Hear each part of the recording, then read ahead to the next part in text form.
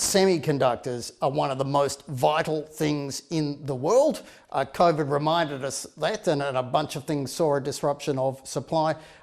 Taiwan basically is the Saudi Arabia of semiconductor production. TMSC, we are talking the largest producer in the world. The US is super keen, and the legislature there is putting dollars behind it. We know that the US government is offering huge incentives to businesses to manufacture these semiconductors locally with the $52 billion Chips and Science Act. Is that starting to work there at all? And just how impactful could that be?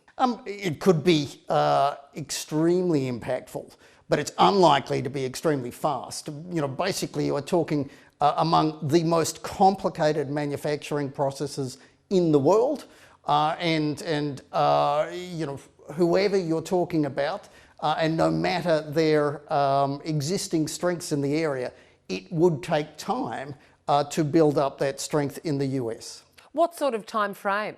Years, really. We're not talking months, and as much as the world would like to be a little less reliant geographically on Taiwan for something that is so vital, that really isn't going to happen that fast. We saw the US Senate pass the Inflation Reduction Act. It's expected to go through the House unopposed.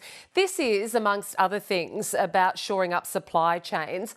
Just how independent could the US become with respect to its manufacturing capabilities, not just with semiconductors, but with ingredients for batteries, solar panels, etc.? Recent years of extreme tension and indeed the COVID crisis have made every nation in the world much more aware of its supply chains. The US is very self-reliant in all sorts of things, but it remains vulnerable in key areas. That's a definite focus behind this act. They'd like to do a range of things. Just remember that too is not merely expensive, but not that fast. Do you think that we're seeing an escalation in the tech war between US and China based on Nancy Pelosi's visit to Taiwan? Is it really trying to curb China's dominance in this area?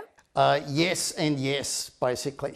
Nancy Pelosi's visit has come at a delicate time. You know, the West's focus has very much been on Russia's invasion of Ukraine.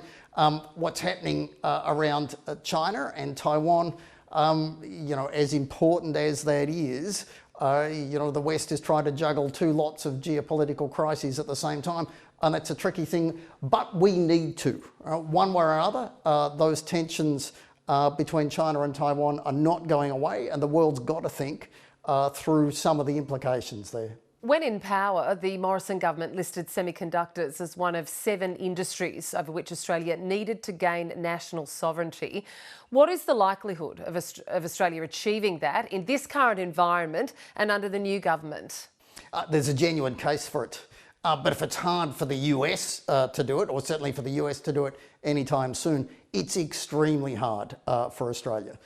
We don't have the same size of markets. We don't have the same advanced manufacturing base to start from.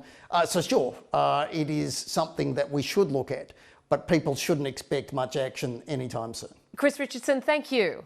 Thanks.